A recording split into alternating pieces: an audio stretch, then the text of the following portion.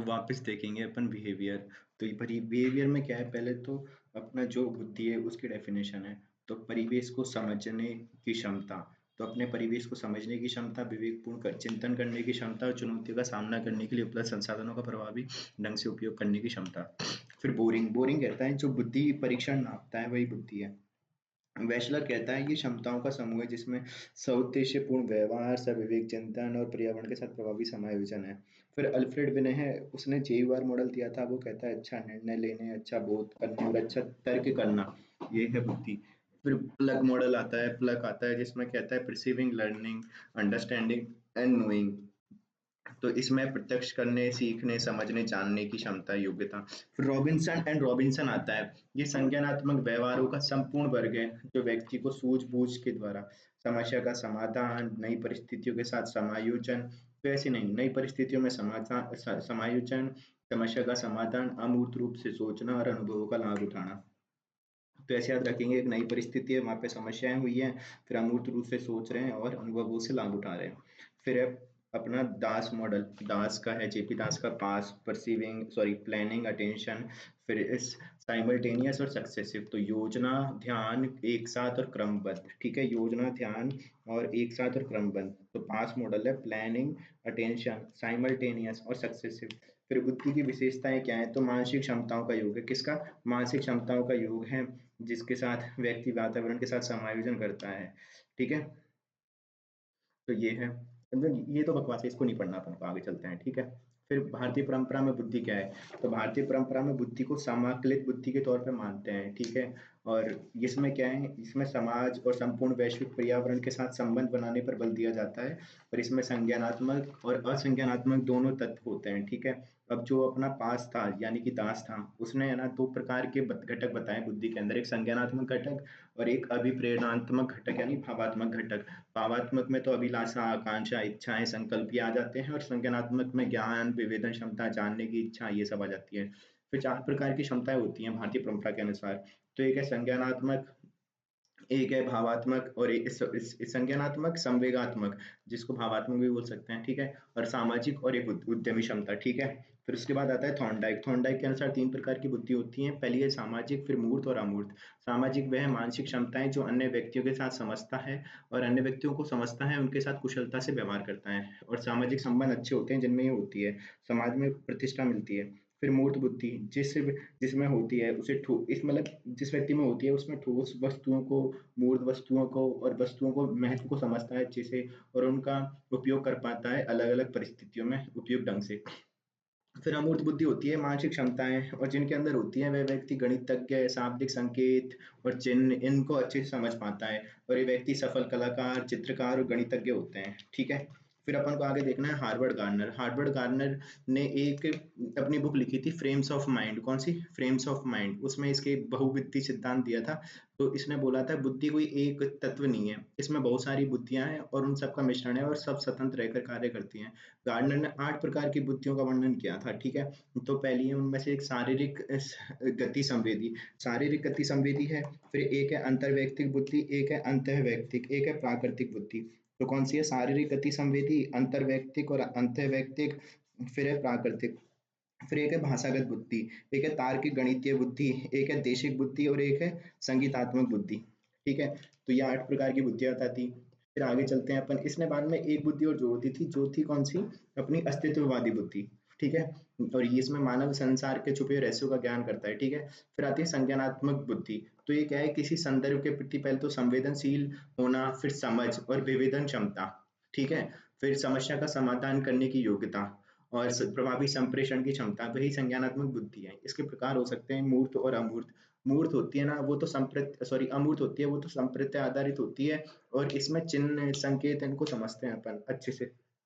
और जो मूर्त बुद्धि होती है ये अनुभव पे आधारित होती है, और जैसे इसका संबंध होता है यंत्र से, मशीन से, क्योंकि अपन चीजों को, किसी भी मैकेनिकल चीज को अपन अनुभव से ही सीख सकते हैं, ठीक है।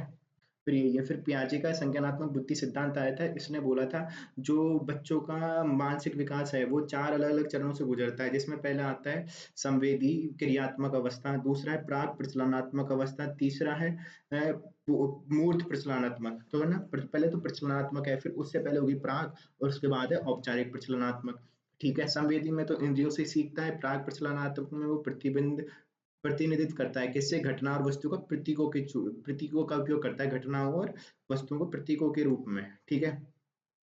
फिर आती है मूर्त। मूर्त में क्या है, तार्किक, और तार्किक सोच डेवलप हो जाती है और है ना व्यवस्थित हो जाती है। ठीक है। फिर जो औपचारिक बुद्धि है, औपचारिक बुद्धि है इसमें अमूर्त और अतार्किक चीजें हैं उनके लिए भी उसकी बुद्धि विकसित हो जाती है और कल्पना करने लगता है। ठीक है, सीधी बात ये है। फिर एक आती है सामाजिक बुद्धि। सामाजिक बुद्धि क्या है, जो सामाजिक परिस्थितियों को प्रभावी ढंग से समझने, उसके अनुसार निर्णय लेने से। तो परिस्थिति है सामाजिक, उसको ढंग से समझना, उसके अनुसार निर्णय लेना, सामाजिक संकेत, मानदंड और सामाजिक संबंधों के बारे में जागरूकता। ठीक है। तो अन्यों के साथ उचित व्यवहार, उचित अनुचित में अंतर करने की क्षमता, और समाज के साथ परिवेश, समाज या परिवेश के साथ सामंजस्य स्थापित करता है, जिसमें ये होती है। फिर थॉर्नडाइक था ना, उसने भी जो अपनी वो बताई थी सामाजिक बुद्धि, है ना, वो उसमें अन्य व्यक्तियों को समझना, उसके साथ कुशलतापूर्व व्यवहार करने की क्षमता होती है। फिर जो डेनियल गोलमैन था, उसने अपनी क्षमताएं बताई थी 5। तो उसमें उसने एक सामाजिक दक्षता भी बताई थी। ठीक है। तो उसमें वो कहता है पारस्परिक संबंधों को समझने और प्रतिबंधित करने की व्यक्ति की क्षमता होती है ये। ठीक है। और हार्वर्ड गार्डनर था, उसकी अगर अंतर्वैयक्तिक है, अंतर्वैयक्तिक अगर उसको अपन लेंगे तो एक तरीके से सामाजिक बुद्धि है, क्योंकि उसमें हम दूसरे के व्यवहार को के प्रति अपन संवेदनशील होते हैं और दूसरे की अभिप्रेरणा, व्यवहार और उनको सही बोध करते हुए उचित प्रतिक्रिया देते हैं। ठीक है। तो इसमें क्या कहता है, वो अंतर्वैयक्तिक इंटेलिजेंस ही है जिससे अपन दूसरे के व्यवहार के प्रति संवेदनशील होते हैं, और ऐसा व्यक्ति दूसरों की अभिप्रेरणा, व्यवहार और इनका सही बोध करते हैं और उचित प्रक्रिया देते हैं। फिर कार्ल एल्बर्ट आया। कार्ल एल्बर्ट का स्पेस मॉडल था। तो इसमें पहले होता है सिचुएशनल अवेयरनेस, पी से होता है प्रेजेंस, ए से होता है ऑथेंटिसिटी, सी से होता है क्लैरिटी, ई से होता है एम्पैथी। फिर अपन को एक चीज याद रखनी है, जो सोशल एक्सप्रेसिवनेस स्किल होती है, जो मतलब सामाजिक अभिव्यक्ति कौशल। तो कोई इंसान अच्छे से अभिव्यक्त कर पा रहा है, नहीं कर पा रहा है, वो डिपेंड करती है कुछ चीजों पे। तो पहली चीज होती है अनुकूलनीय। अगर कोई चीज अनुकूल है, अनुकूलनीयता होनी चाहिए, यानी अडेप्टेबल होना चाहिए इंसान को। फिर वो अच्छा श्रोता होना चाहिए, एक्सीलेंट लिसनर होना चाहिए, उत्कृष्ट श्रोता। तो पहले वो अनुकूल होना चाहिए, फिर उत्कृष्ट श्रोता होना चाहिए, व्यवहार के अच्छे विश्लेषक होने चाहिए, दूसरे के व्यवहार को अच्छे से समझे, और विभिन्न प्रकार के व्यक्तित्व होने चाहिए जिससे वो शो कर पाए अलग अलग मतलब लोगों के साथ अपनी एक्सप्रेस करे चीजों को तब। तो सामाजिक अभिव्यक्ति कौशल में क्या क्या चीजें आती है, अनुकूलनीय होने चाहिए, उत्कृष्ट श्रोता होने चाहिए, और अच्छे विश्लेषक होने चाहिए व्यवहार के, और विभिन्न प्रकार के व्यक्तित्व होने चाहिए। फिर संवेगात्मक बुद्धि। संवेगात्मक बुद्धि क्या है, क्षमताओं का समुच्चय है। ठीक है। और जिसमें वह अपने और दूसरे के संवेगों को देखता है, समझता है। तो पहले तो देखना आ गया, फिर समझना आ गया। ठीक है, संवेगात्मक बुद्धि में। फिर उसके बाद क्या है, उनकी तीव्रता का और प्रभाव का आकलन करता है। किसका, तीव्रता का और प्रभाव का। फिर संवेगों को प्रबंधित करता है, नियमित करता है और नियंत्रित करता है, और उसके अनुसार वांछित अनुक्रियाएं देता है। ठीक है, तो ये है। फिर आगे चले तो हार्वर्ड गार्डनर है, उसकी अंतर व्यक्ति और अंत व्यक्ति दोनों को मिला देंगे ना, तो एक तरीके से संवेगात्मक बुद्धि है, क्योंकि उसमें एक तो खुद की देख रहा है अंत व्यक्तिक में, तो और अंतर व्यक्तिक में दूसरे की बुद्धि, दूसरे को देख रहा है, बस वही है। फिर इसकी विशेषताएं, ये थोड़ा मेरे को अच्छा लगता है। तो देखो इसमें क्या है, दूसरों के संवेगों को जानना, समझना, उनके प्रति संवेदनशील होना। ठीक है। फिर इसमें कहता है कि जो अपने संवेग हैं उनको अपने विचारों से संबंध करवा देना है। ठीक है। ताकि हम उचित निर्णय ले पाए, ताकि निर्णय प्रक्रिया में ध्यान रखा जाए उनका, कि जो अपने संवेग है वो किसी को हानि नहीं पहुंचाते। तो संवेगों को अपने विचारों से संबंध कराना, ताकि निर्णय प्रक्रिया में उनका ध्यान रख लें। फिर संवेगों का प्रभाव, तीव्रता का आकलन करना, और संवेगों का प्रबंधन कर देना। ठीक है। और वांछित अनुक्रिया, बस यही है इसके। फिर आगे चले, संवेगात्मक बुद्धि का एक मॉडल दिया था किसने, सेलेबी और मेयर ने।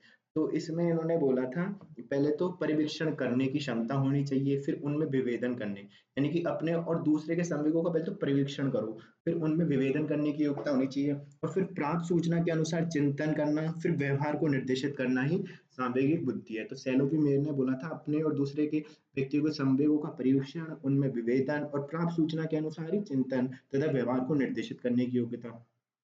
फिर एक आता है, इन्होंने चार मतलब 4 योग्यताएं बताई थी इंसान की। ठीक है। तो इसके मॉडल में PUM से अपन याद रखते हैं, जिसमें होता है P से तो क्या है, परसेप्शन ऑफ इमोशन, U से होता है अंडरस्टैंडिंग, फिर एक है यूज और एक है मैनेजमेंट ऑफ इमोशन। तो पहले भावनात्मक अवधारणा यानी परसेप्शन ऑफ इमोशन। तो इसमें क्या है, अनुमान लगाते हैं कि सामने वाला व्यक्ति है, उसकी मन स्थिति कैसी है। फिर भावनाओं को चिंतन प्रक्रिया से जोड़ पाना, यानी कि यूज यूज ऑफ इमोशन। तो इसमें क्या करते हैं, जो अपनी भावनाएं हैं, जो अपन भावना पढ़ रहे हैं अन्य व्यक्ति की, उसको अपन अपनी चिंतन प्रक्रिया से जोड़कर प्रत्युत्तर देते हैं या फिर प्रतिक्रिया देते हैं। ठीक है? और ये पहली जो क्षमता है उसकी तुलना में अधिक परिपक्व स्थिति है। तो इसमें क्या है, जो अन्य व्यक्ति की भावनाओं को अपन ने पढ़ लिया और उसमें निहित कारण है, उनको समझ लिया, ठीक है? फिर चिंतन प्रक्रियाओं से जोड़कर प्रतिक्रिया देते हैं। पर फिर है कि अंडरस्टैंडिंग ऑफ इमोशन, पर इम्पोर्टेंट है कि अपन को अपनी और दूसरे की जो भावनाएँ वो बारीकी से समझ में भी आनी चाहिए। भावनाओं के प्रति सटीक प्रतिक्रिया अपन तभी कर सकते हैं जब अपन को उनकी स्पष्ट समझ है। अगर अपन को पता ही नहीं सामने वाला क्या सोच रहा है और अपनी क्या सोच है, तो अपन प्रतिक्रिया भी अच्छी नहीं दे पाएँगे, तो अंडरस्टैंडिंग भी होनी चाहिए। और ये सबसे इम्पोर्टेंट है, मैनेजमेंट ऑफ इमोशन। अब अपन को पता चल गया प्रतिक्रिया भी देनी है, पर ऐसी भी नहीं देनी जो सामने वाला हर्ट ही हो जाए, ठीक है? तो ये सबसे जटिल है। इसमें भावनाओं को अभिव्यक्त करने से पहले भावनाओं की अभिव्यक्ति को भी प्रबंधित करना है, यानी कि अभिव्यक्त करने से पहले जो अपनी अभिव्यक्ति है उसको भी मैनेज करना है। फिर डेनियल गोलमैन का आया था मॉडल ऑफ इंटेलिजेंस। इसमें 5 क्षमताएं बताई हैं, इसको अपन को याद रखना है आराम से। स्व जागरूकता, आर से कौन सा, स्व नियमन, ठीक है? एम से मोटिवेशन, ठीक है? सामाजिक दक्षता, समानुभूति। अब जो सांवेगिक बुद्धि है, इसके प्रशासन में लाभ क्या है? स्थिति के अनुसार उचित निर्णय ले पाता है, बेहतर तनाव प्रबंधन होता है, समस्या एवं कठिनाइयों को धैर्यपूर्वक सुनता है, फिर समायोजन और अनुकूलन क्षमता होती है उसमें, जिससे वो परिस्थिति के अनुसार समय को ढाल लेता है। फिर क्या है, सहकर्मियों और अधीनस्थों के साथ बेहतर संबंध होते हैं, कार्यस्थल पर टीम भावना से कार्य करता है और सामाजिक प्रभाव में वृद्धि होती है, जन सहभागिता को प्रोत्साहन मिलता है, योजनाओं को प्रभावशीलता में वृद्धि होती है, फिर जनता और प्रशासन के मध्य संबंध बनता है और विश्वास बनता है। फिर जो बोरोन था, उसने क्या बोला था सांवेगिक बुद्धि को? तो ये बोलता है दिन प्रतिदिन की होती है ना, दिन प्रतिदिन की जो पर्यावरणीय चुनौती होती है, उसके साथ निपटा जाता है, वो क्षमता होती है। ठीक है? तो बस यही है। और ये पेशेवर और जो सफल व्यक्ति होते हैं ना, उसकी उसमें मदद करता है। फिर जो केबी पेट्रोइट था, वो बोलता है एक गुण है जो जन्मजात होता है। फिर सांस्कृतिक बुद्धि क्या है? तो विविध सांस्कृतिक तत्व जैसे रीति-रिवाज, विश्वास, कला, साहित्य, भाषा के अनुरूप किसी व्यक्ति की बुद्धि का ढलना। ये इसमें जो जिसके पास ये बुद्धि होती है, तो सांस्कृतिक पृष्ठभूमि के लोगों को अच्छे से समझ पाते हैं, उनके साथ अनुकूलन कर पाते हैं, उनके साथ काम करने की क्षमता शामिल होती है इसमें। फिर ये समय के सांस्कृतिक दृष्टिकोण और पूर्वाग्रह के बारे में जागरूक होते हैं और दूसरे के सांस्कृतिक जो मानदंड हैं, प्रथाएँ हैं, उनको पहचानते हैं और उनका सम्मान करते हैं। ठीक है? फिर संचार शैलियाँ, सामाजिक रीति-रिवाज, मूल्य, मान्यताओं और संस्कृति में जो अंतर है, उसको समझ पाते हैं। और जो सांस्कृतिक बुद्धि है और उस संस्कृति और बुद्धि में क्या संबंध है? तो स्टर्नबर्ग है वो कहता है, जो बुद्धि है वो संस्कृति का ही उत्पाद है, ठीक है? और जो वाइगटस्की है, वो कहता है कुछ है ना उच्च प्रारंभिक क्रियाएँ होती हैं, जो तो सर्वव्यापी हैं, जैसे रोना, चलना, हँसना, ठीक है? तो ये चेंज नहीं होती हैं, ठीक है? और फिर होती हैं कुछ मतलब सॉरी कुछ प्रारंभिक क्रियाएँ होती हैं, रोना, चलना, दौड़ना, तो ये तो सर्वव्यापी हैं, परंतु कुछ उच्च मानसिक क्रियाएँ होती हैं, जो संस्कृति का ही प्रतिफल है। और कम विकसित समाज में सामाजिक कौशल को अधिक महत्व दिया जाता है, जबकि अधिक विकसित समाज में तर्क शक्ति, निर्णय इसको अधिक महत्व दिया जाता है। फिर सांस्कृतिक बुद्धि का आकलन 4 क्षमताएँ होती हैं, जैसे ड्राइव, पहली होती है अभिप्रेरणा, ठीक है? तो ड्राइव हो गई। फिर होती है संज्ञान, दूसरा, जिसमें होता है नॉलेज, ठीक है? फिर तीसरा है मेटा संज्ञान, जिसमें होती है स्ट्रैटेजी और चौथा है व्यवहार, जिसमें होता है एक्शन, ठीक है? तो ये है। अभिप्रेरणा होती है जिसमें काम करने की रुचि और विविध सांस्कृतिक अनुभव से आनंद लेना। फिर संज्ञान, तो इसमें क्या है आर्थिक और कानूनी प्रणाली तथा सामाजिक मापदंड और धार्मिक मान्यताओं के बारे में ज्ञान, संज्ञान, ठीक है? फिर मेटा संज्ञान क्या है? जिसमें बनाना होता है, रणनीति बनाना होता है कि उनकी मान्यताओं की जाँच करना और मानसिक लेवल पे समायोजित करना, ठीक है? फिर व्यवहार क्या है? तो संस्कृति है, उसमें वर्बल, नॉन वर्बल व्यवहार को अनुकूलित करने की क्षमता होती है। तो दक्ष मॉडल होता है इनके वाइगोटस्की के अनुसार। वाइगोटस्की के अनुसार क्या मतलब सांस्कृतिक बुद्धि का आकलन करने के लिए कौन सा दक्ष मॉडल। फिर सांस्कृतिक बुद्धि के क्या लाभ है? ठीक है? तो बदलते परिवेश और वैश्वीकरण के कारण एक व्यक्ति को विभिन्न संस्कृतियों में काम करना होता है, ठीक है? फिर ये संगठन की कार्य कुशलता, लाभदायकता को बढ़ाता होता है। फिर सांस्कृतिक परिवेश को समझने और उसके अनुसार निर्णय लेने में सहायक है। फिर अलग-अलग संस्कृतियों के क्षेत्रों के लोगों के बीच कार्य करने को प्रेरणा देती है, ज्ञान अंतराल को खत्म करते हैं और सांस्कृतिक विकास में भी सहायक होते हैं। फिर आध्यात्मिक बुद्धि होती है, तो ये क्या है? ये बुद्धि का उच्च स्तर है, ठीक है? आध्यात्मिक पहलुओं को पहचानने, समझने और किसी विश्व दृष्टि और व्यवहार में एकीकृत करने की क्षमता को संदर्भित करता है। फिर ये परिस्थितियों की परवाह किए बिना आंतरिक शांति बनाए रखते हुए ज्ञान एवं करुणा के साथ ये कार्य करता है। तो क्या है परिस्थितियों की परवाह किए बिना आंतरिक शांति बनाए, बनाए रखते हुए ज्ञान और करुणा के साथ कार्य करना होता है इसमें। और इसका विचार दिया था किसने? दाना जौहर ने। पुस्तक थी रिवायरिंग द कॉर्पोरेट ब्रेन, ठीक है? और हार्वर्ड गार्डनर था, उसने अस्तित्ववादी बुद्धि का सुझाव दिया था, जो मानव संसार के छुपे हुए रहस्यों के ज्ञान की बात करता है। फिर विशेषताएं, तो दाना जॉन ने आध्यात्मिक बुद्धि में 12 विशेषताएं बताई हैं, जिसमें थी सहजता, समग्रता, करुणा।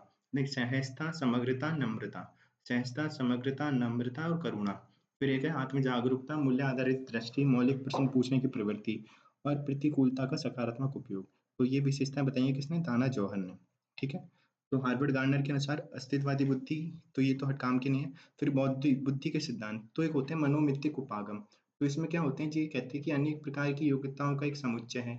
सूचना प्रक्रमण उपागम है, ये कहता है तर्क, समस्या समाधान में प्रयोग की जाने वाली प्रक्रिया है ना, उनके आधार पे ये बुद्धि बताता है। और ये कहता है केंद्र बिंदु है जो व्यक्ति के द्वारा की जाने वाली क्रियाएं हैं इस उपागम में। फिर एक कारक सिद्धांत, तो ये कहता है कि योग्यताओं का समुच्चय है जिसका उपयोग व्यक्ति पर्यावरण में किसी एक या अधिक समस्याओं के समाधान में करता है, ठीक है? फिर क्या है? द्विकारक सिद्धांत, तो ये चार्ल्स स्पीयरमैन ने दिया था, ठीक है?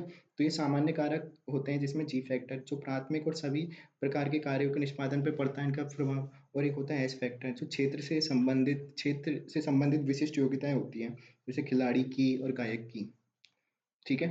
तो ये है। तो एस जी फैक्टर, जिस पे सभी प्रकार के कार्यों पर निष्पादन पड़ता है प्रभाव, ठीक है? फिर है पदानुक्रमिक मॉडल, तो आर्थर जॉनसन ने दिया था। तो ये कहता है योग्यताएं दो स्तर की होती हैं। पहली तो होती है साहचर्य अधिगम, जिसमें लगभग सभी में समान होती हैं ये साहचर्य अधिगम, जैसे बायोलॉजिकल यानी जैविक जैविक योग्यताएं जो सभी में समान है, जैसे खाना, उठना, बैठना। और एक होती है संज्ञानात्मक सक्षमताएं, ठीक है, जो प्रभावित करती हैं आगत और निर्गत को, ठीक है, जिसमें लॉजिकल थिंकिंग है, प्रॉब्लम सॉल्विंग है। फिर थ्रस्टन क्या है? तो प्राथमिक मानसिक योग्यताओं का सिद्धांत है। इसमें 7 प्राथमिक मानसिक योग्यताएं होती हैं जो एक दूसरे से स्वतंत्र रहकर कार्य करती हैं, ठीक है? और इसमें वाचिक बोध है, ठीक है? क्या है? एक तो वाचिक बोध है, संख्यानात्मक योग्यता है। तो वाचिक बोध, ठीक है? संख्यात्मक योग्यता, वाचक बोध, संख्यात्मक योग्यता, देशिक संबंध यानी कि विजुअल पैटर्न इनको समझना, ठीक है? फिर एक है प्रत्यक्षिक गति, स्पीड इन परसीविंग डिटेल्स, तो कितनी स्पीड से अपन किसी चीज को समझ रहे हैं, तो प्रत्यक्षिक गति, शब्द प्रवाह, फिर स्मृति और आगमनात्मक तर्कना, ठीक है? तो क्या क्या है कि तो वर्बल कॉम्प्रिहेंशन, कैसे अपन समझ रहे हैं किसी चीज को, वाचिक बोध। फिर है न्यूमेरिकल एबिलिटी, संख्यात्मक ज्ञान, ठीक है? फिर देशिक संबंध यानी स्पेटियल रिलेशन, जिसमें विजुअलाइजेशन पैटर्न को किस फॉर्म में समझ रहे हैं, ठीक है? देशिक संबंध। फिर है प्रत्यक्षिक गति, जो होती है परसेप्चुअल स्पीड, जिस स्पीड इन परसीविंग डिटेल्स, कितनी जल्दी से अपन डिटेल्स को सीख रहे हैं। फिर वर्ड फ्लुएंसी, शब्द प्रवाह, तो ठीक है, using word fluently and flexibly. फिर है स्मृति, स्मृति क्या है? Accuracy in recalling information. और एक है आगमनात्मक तर्कना, inductive reasoning, deriving general rules from the presented fact. तो अपन कितने अनुसार मतलब चीजों को समझ पा रहे हैं और उनसे रीजन कर पा रहे हैं, ठीक है? तो तर्क कर पा रहे हैं, सीधी बात है। आगमनात्मक तर्कना, ठीक है? तो वाचिक बोध है, संख्यात्मक योग्यता है, देशिक संबंध है, प्रत्यक्षिक गति है, ठीक है, शब्द प्रवाह है, स्मृति है और आगमनात्मक तर्कना है थ्रस्टन ने। फिर बुद्धि संरचना मॉडल जेपी गिलफोर्ड ने दिया था। इन्होंने बोला था बौद्धिक विशेषताओं 3 डायमेंशन में वर्गित किया है इसने बौद्धिक विशेषताओं को, ठीक है, या 3 विभागों में। एक होते हैं ओसीपी से याद रखेंगे, संक्रियाएं होती हैं। तो ये तो होती है की जाने वाली क्रियाएं, जिसमें ज्ञान, स्मृति, अभिलेखन, संधारण, ये सब है। फिर होती है विषय वस्तु, कंटेंट, जिस पर व्यक्ति बौद्धिक क्रियाएं करता है, जैसे अपन किसी चीज को सुन रहे हैं, देख रहे हैं, व्यवहार उसको, ठीक है, किसी के व्यवहार के प्रति। फिर उत्पाद होता है जिसमें अपन ने सूचनाओं का प्रक्रमण किया है, ठीक है? फिर एक होता है बुद्धि का त्रिचापीय सिद्धांत, तो ये स्टर्नबर्ग ने दिए त्रिचापीय सिद्धांत, किसने? स्टर्नबर्ग ने। और ये कहता है ये योग्यता है जो व्यक्ति अपने लक्ष्य और समाज और संस्कृति को पूर्ति करने के लिए पर्यावरण को अनुकूलित करता है, परिवर्तित करता है और कुछ पक्ष को चुनने की क्षमता है। तो अपने लक्ष्यों, अपने समाज और संस्कृति की पूर्ति करने के लिए पर्यावरण को अनुकूलित करने, परिवर्तित करने और कुछ पक्षों को चुनने की क्षमता है। फिर एक होती है सांदर्भिक उप सिद्धांत इसमें। तो सांदर्भिक उप सिद्धांत है कि ये तय करता है कि कोई अपना व्यवहार है वो किसी विशेष संस्कृति में बुद्धिपूर्ण कहें या नहीं कहें। फिर एक है अनुभाविक सिद्धांत। तो अनुभाविक सिद्धांत क्या है? ये बताता है किस प्रकार के अनुभव बुद्धि को प्रभावित करते हैं और किस प्रकार की बुद्धि किसी व्यक्ति के अनुभव को कैसे प्रभावित करती है, ठीक है? तो ये बताता है कि कैसे कोई अनुभव बुद्धि को कैसे प्रभावित कर रही है और कोई अनुभव है तो वो कैसे प्रभावित कर रहा है बुद्धि को और कोई बुद्धि कैसे अनुभव को प्रभावित कर रही है। फिर एक होते हैं घटके सिद्धांत, तो ये बता रहा है जो बुद्धिमत्तापूर्ण व्यवहार में कोई अपन कार्य करते हैं, बुद्धिमत्तापूर्ण व्यवहार में अंतर्निहित जो भी संज्ञानात्मक प्रक्रियाएँ हैं, उनका वर्णन करता है घटके सिद्धांत। तो एक है सांदर्भिक उपसिद्धांत, संदर्भ उपसिद्धांत, फिर अनुभव उपसिद्धांत, ठीक है? और एक है घटक उपसिद्धांत। तो सीधा याद रखेंगे संदर्भ उपसिद्धांत, अनुभव उपसिद्धांत और घटक उपसिद्धांत। फिर है बुद्धि मापन, तो जर्मन मनोवैज्ञानिक थे विलियम स्टर्न, उन्होंने दिया था बुद्धि मापन। और एक होती है मानसिक आयु, तो अपनी आयु वर्ग के अन्य व्यक्तियों की तुलना में व्यक्ति का बौद्धिक विकास क्या है? कालानुक्रमिक आयु क्या है? वर्तमान आयु। फिर यदि किसी बच्चे की मानसिक आयु उसकी जो आयु है, कालानुक्रमिक आयु है, उससे अगर 2 वर्ष कम है, तो वो बौद्धिक मंदता है। और जो बौद्धिक अशक्तता क्या है? जिसमें बौद्धिक प्रकार्यात्मकता, तो बौद्धिक प्रकार्यात्मकता है अगर वो 70 से कम है तो। प्रकार्यात्मकता अगर 70 से कम है, तो बौद्धिक अशक्त है। और ये इसका पता चलता है अपन को विकासात्मक अवस्थाएँ होती है ना 0 से 18 उसमें प्रकट हो जाती है। अब अपन बताएँगे औसत। औसत होती है 90 से 109, 110 से 119 होती है उच्च औसत, फिर श्रेष्ठ, फिर अति श्रेष्ठ। औसत, उच्च औसत, श्रेष्ठ, अति श्रेष्ठ, ठीक है? और औसत के नीचे निम्न औसत, फिर होती है सीमावर्ती और फिर होता है बौद्धिक रूप से अशक्त। तो ये है बुद्धिमापन। फिर है ये अपन को डायग्राम पता होना चाहिए, ठीक है? फिर संज्ञानात्मक बुद्धि प्रणाली, तो संज्ञानात्मक मूल्यांकन प्रणाली है, तो ये जेपी दास और नागलिरी ने दी थी और ये कहता है जो विद्यालय शिक्षा से अप्रभावित जो भी संज्ञानात्मक क्रियाएँ हैं, उनके मापन के लिए है ये। जो भी विद्यालय शिक्षा से अप्रभावित जो भी संज्ञानात्मक क्रिया हैं, उनके मापन के लिए हैं और इसमें वर्बल और नॉन वर्बल यानी वाचिक और अवाचिक दोनों ही प्रकार के कृत्य शामिल रखे हैं और ये 5 से 18 वर्ष के व्यक्तियों की संज्ञानात्मक क्रियाएँ हैं, उनका मापन करती हैं, ठीक है? तो सीधी बात ये है।